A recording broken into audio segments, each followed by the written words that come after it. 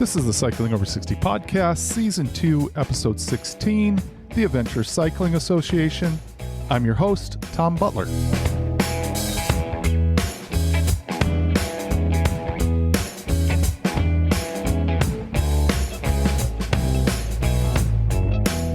If you are new to the podcast, I've been cycling for over a year now to try and get and stay healthy. This season is about taking on another challenge that I would never have thought I would do. I plan to ride 400 miles starting in Anacortes, Washington and ending in Newport, Washington, so basically across the state. Over this year, I have struggled to improve my performance. I feel I need to be a stronger cyclist to do this 400-mile ride. This week, I got back on the bike for the first time in a few weeks. I have been off it since my continuous glucose monitor showed that riding hard spiked my glucose level. The good news is that my blood glucose did not spike during the ride, but the ride was pretty low intensity, so now I need to start adding more difficult and longer rides and then see if I can push harder without seeing negative results. Next week, I'm going to do some 60-minute rides, see how that looks, and then bump it up to 90 minutes. I think I will be fine now because this week has seen a significant improvement in my glucose levels. I really have my diet figured out so that I'm not spiking after meals. I'm making good progress towards being in the normal range now. Part of what is keeping my levels okay is the fact that I'm spending a lot of time on an exercise bike after meals. So I just need to swap out time cycling for time on the exercise bike. I have what is referred to as the dawn phenomenon. That means that hormones are driving up my blood glucose early in the morning. In response, I started exercising first thing in the morning before I eat. I do 10 minutes of light intensity on the exercise bike and push-ups and pull-ups. I can't do actual pull-ups, so I modify them so I'm not lifting my whole body weight. It will be a huge accomplishment when I can actually do a full pull-up. The number one reason I'm seeing better blood glucose numbers, I believe, is because I am losing weight. Unfortunately, I am still not seeing much change around my abdomen, only a half an inch this week. But I'm betting that putting in longer bike rides will change that. I would really like to drop the 10-minute exercise bike that I do in the morning before I eat and the 20-minute exercise bike after breakfast. If I keep both of those, that means 30 minutes of exercise in the morning to add to a 90-minute bike ride. And I also do 20 minutes on the exercise bike after supper. I don't have many days that I can afford that much time to just dedicate to exercise. I am hoping that one session of longer cycling will be enough to eliminate the other exercises, but we'll just have to see. As I mentioned in the past, I've come to believe that insulin resistance is interfering with my ability to get oxygen to my muscles. I can't say that I noticed any difference on the bike this week. However, my intensity was low. I'm very curious about what I will see when I start pushing harder. However, I bet that I will not be seeing a big difference until I burn more visceral fat. That is something that is correlated with my abdomen circumference and what I believe is the biggest reason why I have insulin resistance now. I'm at 40 inches right now. I think even getting down to 38 inches will make a difference. I would really like to find some place that could measure my utilization of oxygen so I wasn't just relying on my perception. Had some way to verify this theory I have that my muscles aren't getting the oxygen they need. I will certainly keep you posted if I find anything.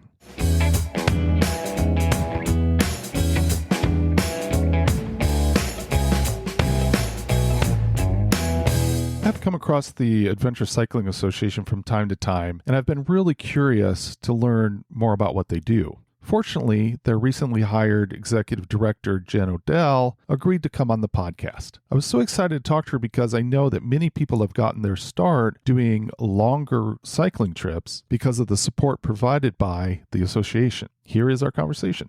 I am joined today by a really special guest, Jen Odell, who's the executive director of the Adventure Cycling Association. Thank you, Jen, for joining me. Thank you. I'm excited to be here. Now, your bio states that you are excited to combine your marketing skills and passion for the outdoors for your role at the Adventure Cycling Association. Can you talk a little bit about your background and then also your role and what you work on there at the association? Absolutely. Career-wise, I spent a long time in the corporate world in different industries, doing marketing for large CPG companies, some smaller family-owned businesses, and a variety of industries. And like a lot of folks during the COVID era, I spent some time kind of reflecting on what's next. And I'd been volunteering for many years for a nonprofit, both on the board and at a committee level, and had really been dreaming about how I can combine my passions and my desire to give back with some of the skills that I have. And so I was really thrilled to find this opportunity with adventure cycling, which brings my passion for cycling. Specifically, I'm a longtime mountain biker, but bringing that and really being able to bring amazing experiences of the outdoors to new audiences out there. So I was excited to be able to merge, your passion and your professional worlds together in this way. That's awesome when that comes together for sure. Absolutely. So I like to ask this question of my guests. What are your earliest memories of bicycling? I love this question. I had to think back because I've had bikes, since I was a little kid, but I think the earliest memory I have is actually being on the back of my dad's bike in one of those bike seats. And we were biking on a greenway by our house, and there was a treed section ahead with a huge puddle in it. And so we stopped to get out to see if the trail was going to be passable. And he set the bike up and put the kickstand down with me still in the back.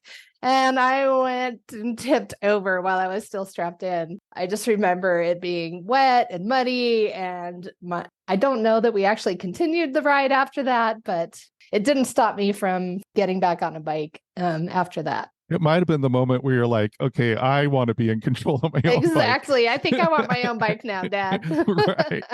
Did you know much about the Adventure Cycling Association before taking this position? Yes, I was familiar with the organization. They've been around for almost 50 years. It's hard not to know about them and what they do. And my husband actually had purchased several of their maps at one point to plan a charity ride cross country. And so we've poured over the maps and all of that as well. So yeah, I think what drew me to the organization though was at the time we were just getting started on some of our initiatives to really bring bike travel to new audiences and especially making it more accessible for people that are busy and, need some shorter options or maybe don't know how to get started. And I found that to be a really kind of exciting concept to be a part of and really help teach people how to get started in bike travel because it's such a transformational experience and, really wanting more people to be able to have that exposure and access. So this is kind of a big question, but kind of briefly, how would you describe the goals that the association has? I would say, well, we have several goals. In 2023, our goals this year were really to get focused on creating some of those new programs and opportunities to really teach people how to get started, while also maintaining a lot of the activities and programming that we've done for our members that continue to be a part of the organization. And so,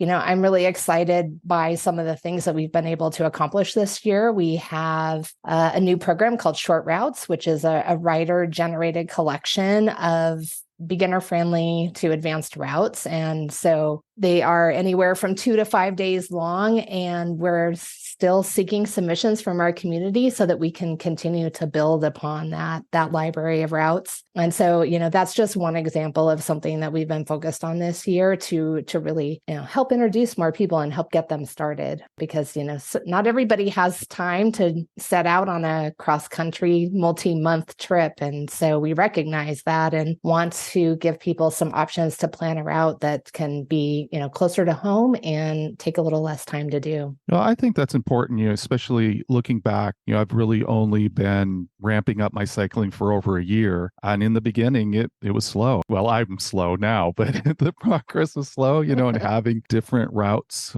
this season of the podcast, I'm hoping to do a 400-mile ride across Washington, but it is a situation of ramping up a lot of things to get to a point. And, hopefully someday I'll go for a week and who knows, maybe longer. Can you share about the formation of the Adventure Cycling Association? Absolutely. So the organization started in actually 1972 when there were 4 friends riding from Alaska to Argentina. So Greg and June Seipel and Liz and Dan Burden. along the way, they came up with this idea of touring across the US to celebrate the bicentennial in 1976. And they named it the Bike Centennial. By the time that the fall of 75 came around, they had about a dozen staff members, including our 4 founders, who were creating this trail and this route to bike across the country, which became the Trans-America Trail and our first official bike route as an organization. And in 1976, more than 4,000 cyclists took part in riding parts of that trail. And following that success, we just continued to build and create routes and resources for cyclists, and that eventually became the adventure cycling that we are today. Well, looking back to the 70s, it was really a different time for bicycling than today. Infrastructure was certainly limited. In the 70s, bike advocacy organizations were just beginning to form. Bike technology was vastly different. And the fitness industry, as we know it, was just starting out as a counterculture movement. Issues of diversity and inclusion would have been mostly under the radar for cycling at that time. So would you characterize the founders as ahead of their time? I think people have been adventuring for years, and people have also been riding bikes around the world since they were invented. And, whether they're with different cycling groups for racing or just for fun. But I think what our founders did was being able to take that drive to experience the world to a completely different level, I think was very, revolutionary at that point in time. And they created this movement, this national movement that created paths and routes and ways for other people to follow behind them. And so, I think that foundation was very lasting. They've created a legacy, and I would say that they really were pivotal and really making the industry what it is today, and really kind of founding what we're now seeing emerging in a lot of places as the bike packing movement. And I think our founders were the original bike packers, and it's really exciting to see that come around again to another generation and see a whole new group of younger cyclists get excited about it. And we're looking forward to continuing it for another 50 years for the next generation as well. I found it pretty interesting, the role of graphic arts with the founders, and to conceptualize things the way they did and to draw things out. I think that was a great skill set to bring into this origin of a service for people. Now, you're in Missoula, Montana. Yes. And I'm wondering if there is something about the culture of Missoula that makes it a good fit for an organization like yours. I would say yes. Missoula is just one of those places where the access to outdoors is everywhere. And for some people, it's literally right outside their door. You can access a trail up a mountain. And, the community has put a lot of focus on creating spaces for different types of recreation and outdoors, whether it's skiing or, on the rivers or hiking or cycling. There's a great cycling infrastructure in town as well. And the community has all kinds of options for folks, whether you're a newcomer or a family, or whether you're an experienced rider or outdoor enthusiast. So it really has embraced that culture. And I think that has helped continue the work that we do. But I've also seen that culture expanding in a lot of other communities around the country. And so, I think we see our job as, how do we really spread that culture around the country? So it's not just here in Missoula. The Bike Centennial, which I think is a cool name. So that really became an early focus. How have you seen the organization evolve since that time? Yeah, I think there's been some evolution and some things that really have been core to the organization still. And our routes continue to be a core part of what we do, even, building off of that first route with the Trans-America. We now have over 50,000 miles in the Adventure Cycling Network, and we have a route in every state. And then we've also continued to work with the USBRS, the United States bicycle route system to work with government entities at the state and county level to designate those routes for cycling. And so, routes continue to be foundational, but I think what we have seen in the last few years is really thinking about how people's lives have changed in the last few years and what we can do to provide that same level of access, but maybe in a more compact way. So, many of us don't have a lot of time, and creating those types of opportunities for access and resources, I would say, is kind of how we've been evolving. Not necessarily what we do, but how we do it. Gotcha. And I would just say that's a big part of our work as an organization too, to really, you mentioned earlier talking about equity and inclusion and access. And, that is front and center for the organization as well. And really ensuring that that we're creating opportunities for exposure and education and participation from everybody in the country. And so those are some of the programs that we're able to do that with. You mentioned working with government organizations, community organizations, and it's really nice to see cycling and active transportation being championed, even, embraced, but even championed as something that has a positive impact for people. And I think organizations like the Adventure Cycling Association have been key to that, getting people the resources they need, getting them on bikes, and then having government officials, community leaders see that in action. So I think it has fed it for sure.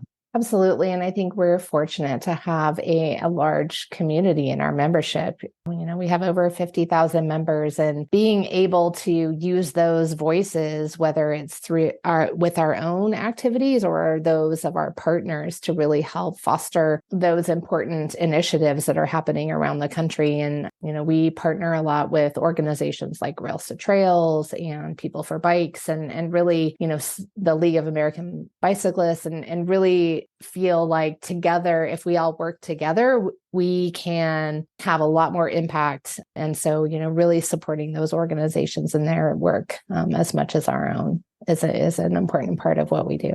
You mentioned some of the programs that you're working on now and looking at some smaller experiences. I'm wondering if there's any other things that you're working on currently that you'd like to highlight. Well, I would love to highlight some of the things that we've done in this last year with localized programming for our Bike Overnights initiative. A great example. We have so many great stories, but we've been able to support different community groups and partners around the country. And a couple examples that come to mind, we did a program with a elementary school in Austin, and we were able to take a group of 7 elementary kids that were part of a bike club on the overnight trip. And for some of them, it was the first time they'd ever been camping. And just to be able to give those students the opportunity and exposure to that type of activity firsthand is just a really great example of the impact that we can generate as an organization.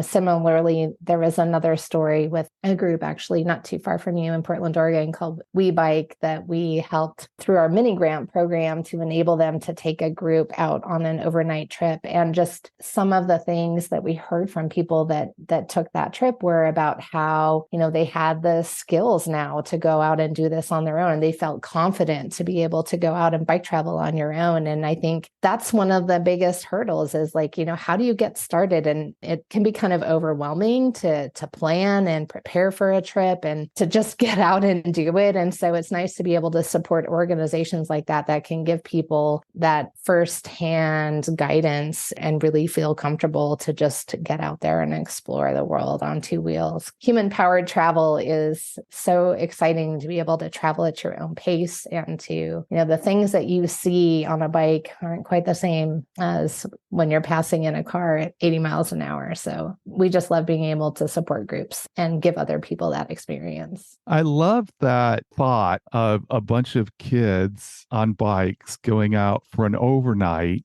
Mm-hmm. Like you said, some of them, never been camping before, and what that experience must be like. That sounds like such a cool way of connecting, and I'm even thinking of we are cycling over 60 here. Yeah.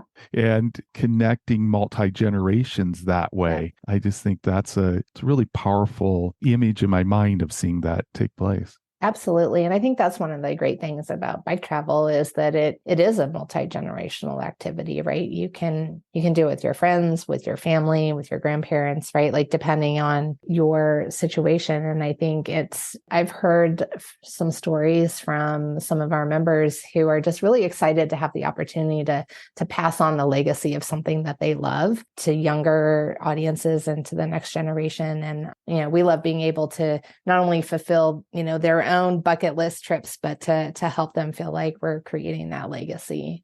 Yeah, that legacy is something that grows, the organization Yes. still creates things and still grows. Do you have some thoughts about, as an organization, some of the things that you've seen, maybe in respect to working with community leaders or government organizations? Do you have some things that you would highlight as some of the impacts the organization has had? There's definitely a big impact that we have had with individuals that take part in a lot of the guided tour programming that we do.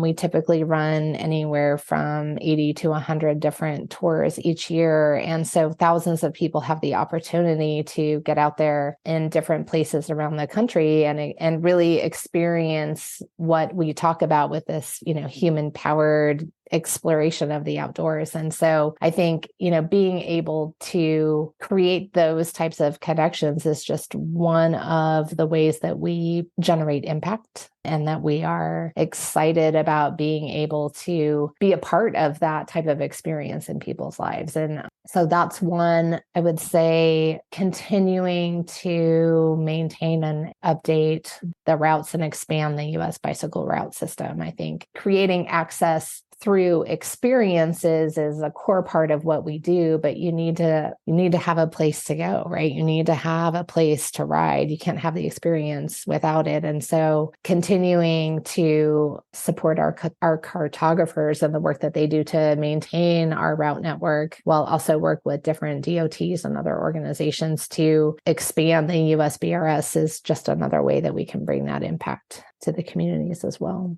That's massive. I mean, Yeah, creating that kind of library right. that is bicycle specific, Yeah. and having that as a resource. I hate to say this. I probably should have gone out online and bought one of your maps. So I need to go do that for sure. Just to have that resource in such you mentioned earlier how many bike networks you have. What's that Yeah. number? We have over 50,000 miles in our route network. And, the great thing about what our team does is not only are they mapping routes for people that are, suited for bicycle travel, we're also looking for those services along the way that you need whether it's food or lodging or bike shops or, whatever you're going to encounter on your trip, really paying attention to the details of those types of services and including that in our routes and maps, along with there's even things like, what's the typical weather like at this time of year, or, just really things that to help you plan your trip. And our staff are, always, answering questions and emails as people are planning things out. We have a really knowledgeable, passionate staff that really just want to ensure that people have a great experience. And so love being able to help them have that journey. Yeah, and in a nation where we're focused on cars, when we think about Right. transportation, we think about cars. Yeah. What a great resource. The association is involved in projects all over the place. I'm wondering who some of your partners are.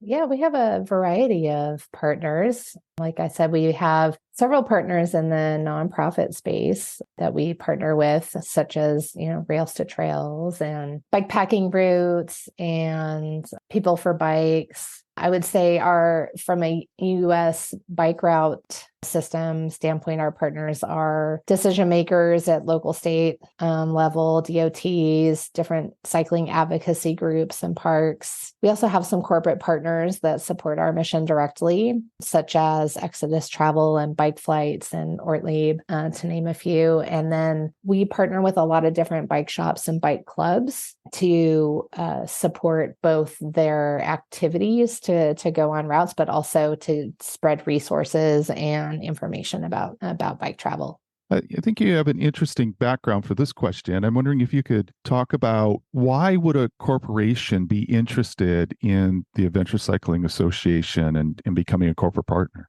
A variety of reasons. I would say, in general, when you think about bike travel and the benefits of bike travel to an individual, a lot of people bike travel for a personal challenge, it's a kind of like a bucket list item to them. But a lot of reasons that people continue to bike travel once they started is because of the physical and mental health benefits. It gives you something to train for and work towards and maintain your cycling kind of routine, but also having that mental health opportunity to just check out and unplug and be in tune with yourself for a while. So I think, supporting whether it's your employees or broader communities in physical and mental health, I think bike travel also has bigger impacts related to the climate with pedal powered travel. So depending on the company, if that's something that you are interested in and support, I think, we definitely exemplify that. And then I would say the last thing is also from a economic development standpoint. We've done some studies on the impact of bike travel to local communities. And when you are traveling from city to city in some of these rural roads, you are reliant on the services that you come across. And so there is a direct economic benefit for the communities that cater to cycling and support cycling. And so that would be another benefit that I would speak to. I have seen some really interesting numbers about how much cyclists spend when they're traveling. That is something that can be built on as far as attracting communities to welcome cyclists coming through. I'm thinking about people on the road, and some of the roads I imagine are great. Some of them I imagine aren't as good, but it seems like whatever the routes, there's this importance of safety. So I'm wondering what you guys think of as an organization when it comes to safety issues and in adventure cycling. Yeah, well, I mentioned that we have a staff of cartographers that maintain our route network. And that's a priority for them, is taking in information about what's happening on our routes and ensuring that they're updated as often as possible so that we're passing along that information to the community. And I would say it's interesting too. We've also seen some emerging trends with more cycling in the gravel riding and off-road riding. And we have a combination of routes in our network. Some of them are on roads, some of them are on dirt and gravel. And the itineraries and the destinations, whether it's in our routes or our tours that have more of those gravel and off-road offerings, have been more popular lately than they have been in the past. And so I don't have direct data for this, but I feel like it's probably because there is a desire for people to bike in those areas because they do feel safer than in others on the road. And so, we've definitely seen the bike industry as a whole has seen big trends towards gravel riding. And so that's something that we're also looking at as an organization to see what else that we can do to help create more routes and opportunities in those areas as well. I imagine because the number of years you guys have been around, there's many, many stories that focus on people that have participated, different experiences with adventure cycling. Are there any stories that you've heard coming on as executive director that kind of stick out that illustrate the fun people have or the growth people have when they're on an experience? So many.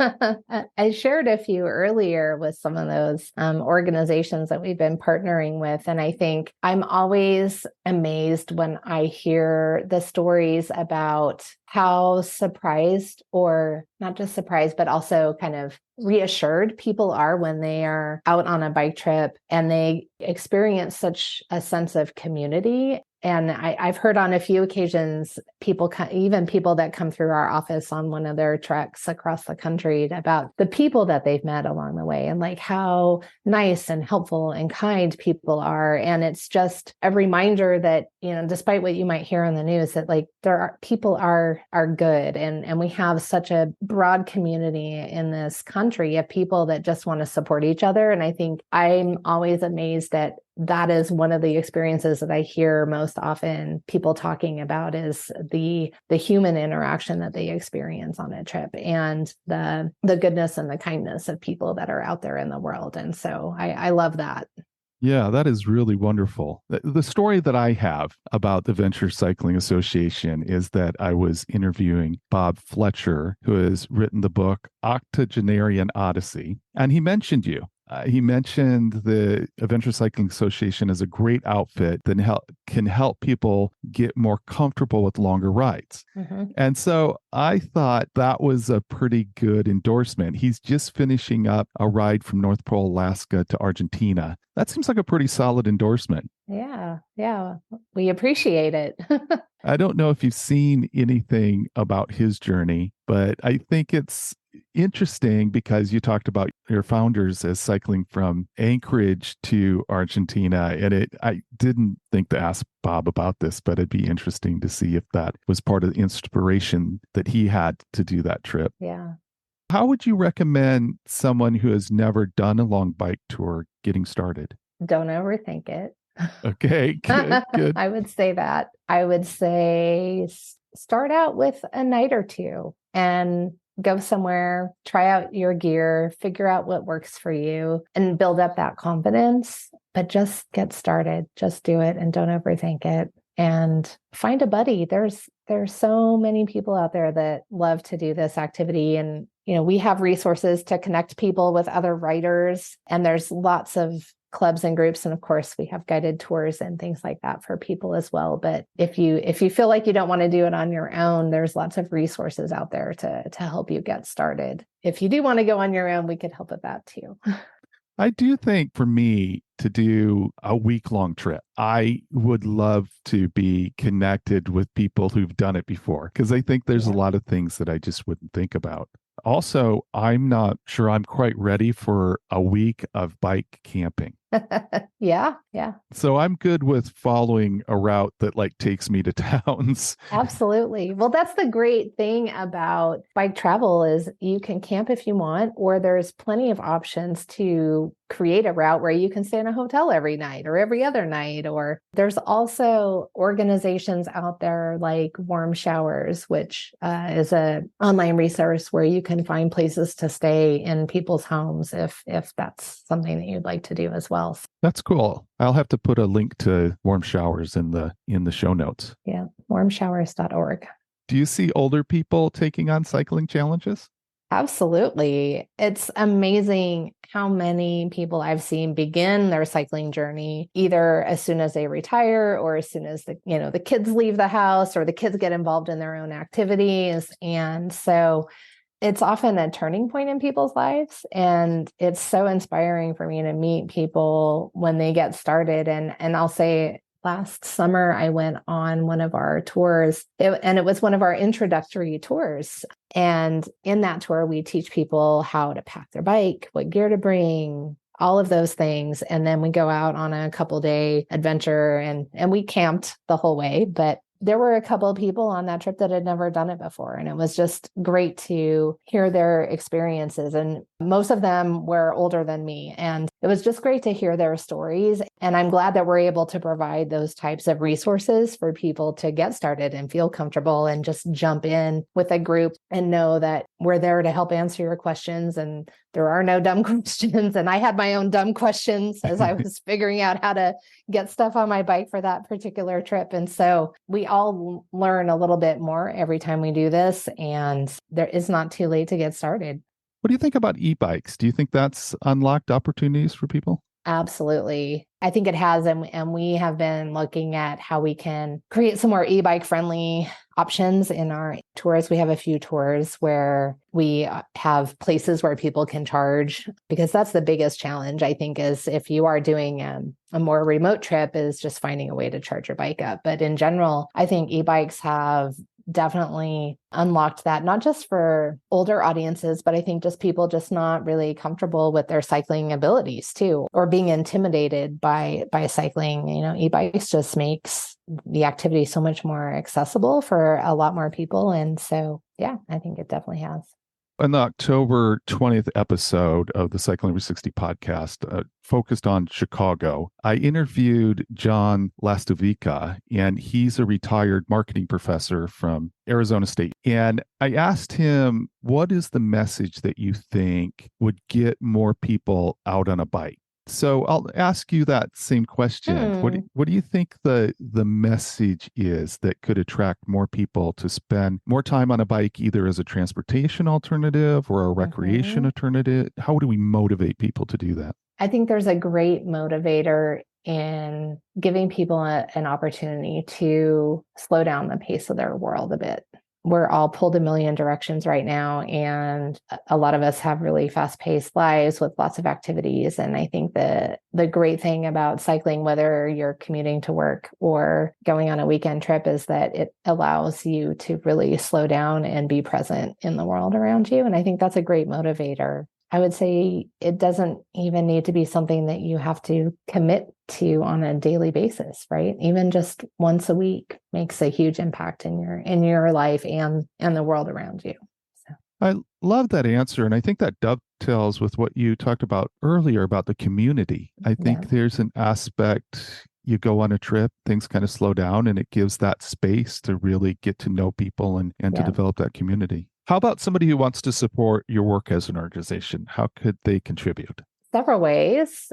We are looking for contributors to our short route network. So if you're already a cyclist and you have a favorite route, we'd love for you to submit it, and so we can include it in our library. You can become a member or donate. There's lots of different opportunities for that. And I would say in general, sign up for our newsletter, and we'll continue to share ways that you can support either our organization or others, whether we're helping out someone else with some of their advocacy efforts, or if we have new information to share about programming that's coming your way, sign up for our newsletter and we can keep you connected. Awesome. Well, Jen, thank you so much. I'll end here by asking you, what are some of your personal cycling challenges coming up? Do you have anything fun on the horizon? Well, since it's November, not in the near horizon.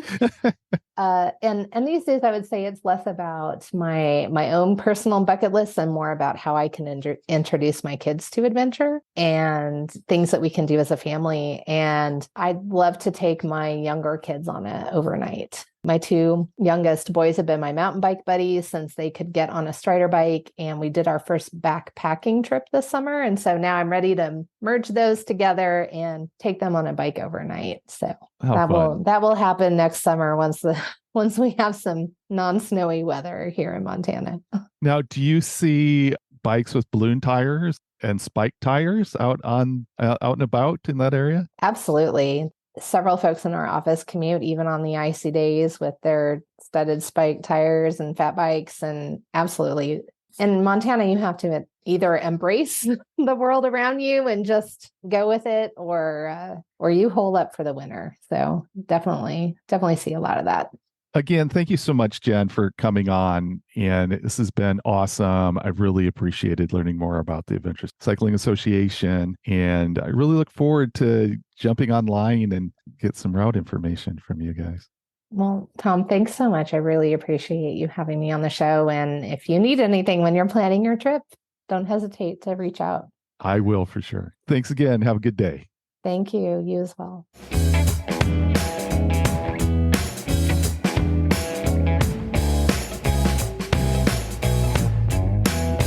I'd say the Adventure Cycling Association has found a fantastic executive director to steer them into the future. I loved all the times that Jen talked about the community element of cycling. I did get online and found that they have a map of US Bike Route 10, which is the route I plan to take for this season's challenge. It is section 1 of their northern tier route from Anacortes, Washington to Bar Harbor, Maine. That is a 4,294-mile trip. I won't be doing that. Section 1 is from Anacortes to Sandpoint, Idaho. I don't plan to go all the way to Sandpoint for now. I plan to stop in Newport, Washington, which cuts 30 miles off from going to Sandpoint. Jen's comment on people continuing to do long events as they get older got me thinking about something. I am wondering if cycling for several days could function somewhat like a fast. Fasts are recommended for people with insulin resistance because it pushes the body to use energy stored as fat in the liver. I've come to believe that it is this liver fat that is the biggest factor for insulin resistance. But I bet a week-long cycling trip would do something similar. I need to get some information on how much fat the body burns on a long bike ride. I would be worried about cycling for long periods of time in a state that burns a lot of fat without carbohydrates. However, over a week, I could maybe cycle in and out of this condition. I hope that you learned something new about the Adventure Cycling Association that you didn't already know. Let me know if you have used them before or if you are inspired to get out on one of their routes. You can find my email and the show Instagram link in the show notes. Please send me a message. You will also find links to warmshowers.org, the League of American Bicyclists, and People for Bikes in the show notes. Whether you're riding short trips from home or going on a long route in some faraway place, I hope you're enjoying all that cycling has to offer. And remember, age is just a gear change.